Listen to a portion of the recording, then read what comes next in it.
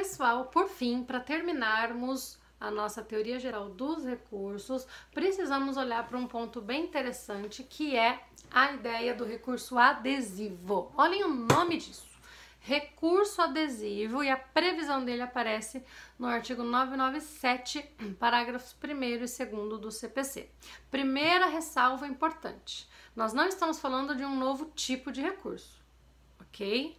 Não é uma espécie recursal. Ah, tem apelação, agravo de instrumento, recurso especial extraordinário e recurso adesivo. Não. Recurso adesivo é uma forma de interposição de alguns recursos. Não é uma nova modalidade recursal, ok? O recurso de apelação pode ser adesivo. O recurso especial pode ser adesivo. Enfim, os recursos podem ser interpostos adesivamente. Já vamos entender isso, ok? Por que esse negócio aí diferente de recurso adesivo existe, né? Para que isso existe? Por que é necessário isso? Imagine a seguinte situação.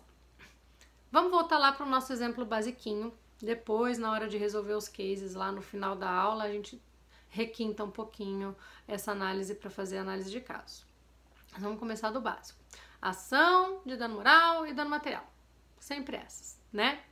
Imagine, por exemplo, que você formule uma demanda contra alguém, pleiteie em uma ação a condenação desse réu ao pagamento de indenização por danos materiais e por danos morais em razão de um acidente de trânsito, por exemplo, que tenha acontecido. Chega na sentença, o juiz julga parcialmente procedente o seu pedido. Parcialmente procedente, sucumbência recíproca. Tudo bem? O que ele faz? Ele condena o réu a pagar danos materiais e não condena o réu a pagar danos morais. Então, o juiz, na sentença, julga parcialmente procedente o pedido para condenar o réu ao pagamento de danos materiais e não condenar o réu ao pagamento de danos morais. Simples assim. Você fica feliz. Afinal de contas, o dano moral era o de menos mesmo, forcei um pouco a barra no dano moral, o que eu mais queria era o dano material, porque estragou meu carro, né? Causou um prejuízo ali material e tal, então eu tô bem feliz, você autor está bem feliz com o dano material e você decide não recorrer para obter o dano moral. Você se satisfaz com aquela decisão. Não vou recorrer, fazer esse processo demorar mais ainda, deixa isso pra lá. E não recorre. Porém, para sua surpresa, o réu recorre da parte da sentença que o condenou a pagar dano material. Você, então, recebe uma intimação para responder ao recurso de apelação que este réu interpôs contra a parte da sentença que o condenou a pagar dano material.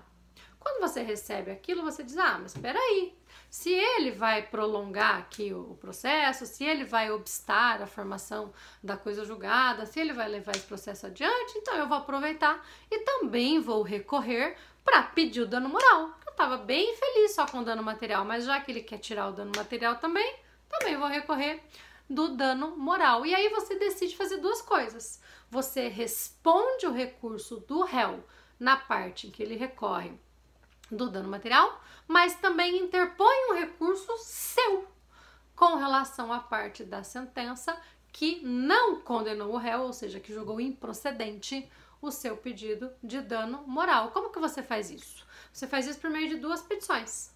Uma petição que se chama contra-razões de apelação, é a sua resposta ao recurso de apelação, e uma outra petição que é o seu recurso de apelação adesivo. Por que ele é adesivo? Porque ele adere ao recurso principal da outra parte. O recurso de apelação do réu nesse exemplo é o recurso principal.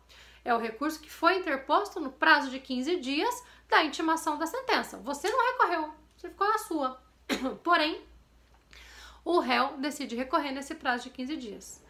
Já o recurso adesivo, aquele recurso de apelação interposto adesivamente, vem depois, no prazo para contrarrazões ao recurso de apelação do réu, você pode, além das contrarrazões, você recorrido, pode, além das contrarrazões, também interpor um recurso de apelação adesivo, que vai aderir ao recurso principal.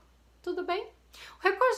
O recurso adesivo, então, Vem nas situações de sucumbência recíproca, em que a sucumbência parcial, para que a parte que não interpôs o recurso na modalidade principal, não interpôs o recurso no prazo de 15 dias da intimação da decisão, resolva interpor o recurso depois, no prazo que ela tem para responder o recurso que a outra parte fez. Por isso que o nome dele é recurso adesivo. O recurso adesivo tem os mesmos requisitos do recurso principal, mas ele recebe esse nome porque ele segue a sorte do recurso principal no que se refere à sua admissibilidade.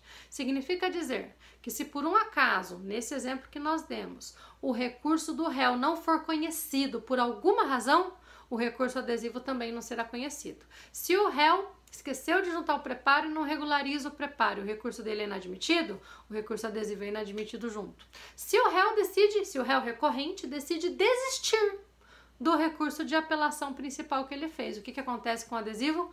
Cai também não vai ser conhecido. Por isso que ele se chama adesivo, ele adere ao recurso principal e ele segue a sorte do recurso principal. Agora, se por um acaso o recurso principal for conhecido e for julgado no mérito, a sorte do recurso adesivo vai depender do conteúdo desse recurso, ou seja, ele vai ser conhecido, mas no mérito ele vai ser julgado a depender daquilo que constar naquele recurso, daquele entendimento do tribunal, ok? Não há uma dependência no julgamento do mérito do recurso adesivo, só há com relação à admissibilidade, ele não vai ser admitido se o recurso principal também não for, mas uma vez admitidos ambos, o julgamento de mérito deles é autônomo, é separado. Ok, pessoal? É bem importante isso, tá?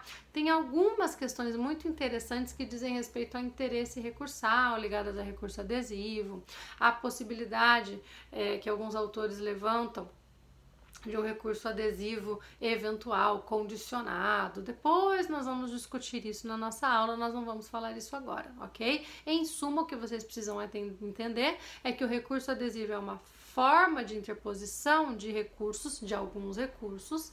Ele significa que a parte que deixou de recorrer no prazo do recurso principal poderá interpor esse recurso no prazo para contrarrazões de forma separada, uma peça para contrarrazões e uma peça para o recurso adesivo, e segue a sorte do principal no que se refere à sua admissibilidade. Se o recurso principal for inadmitido, ele também será inadmitido. Se o recurso principal for conhecido, ele poderá ser conhecido, desde que ele tenha os requisitos necessários. E aí o julgamento do mérito de cada um vai depender daquilo que foi trazido nesse recurso, ok? Ficamos por aqui com a teoria geral dos recursos. A partir da semana que vem, recurso de apelação, resgataremos muito disso que vimos na teoria geral nas aulas de recursos em espécie e daqui a pouquinho nos encontramos no Collaborate para tirarmos todas as dúvidas de vocês a respeito desses pontos. Venham com bastante dúvidas, analisem também os casos que eu coloquei ali para vocês, para nós nos aprofundarmos no exame de casos e conseguirmos aí dialogar melhor sobre todas essas questões teóricas a partir de casos, o que é sempre muito melhor, ok? Até daqui a pouco, pessoal. Um beijo!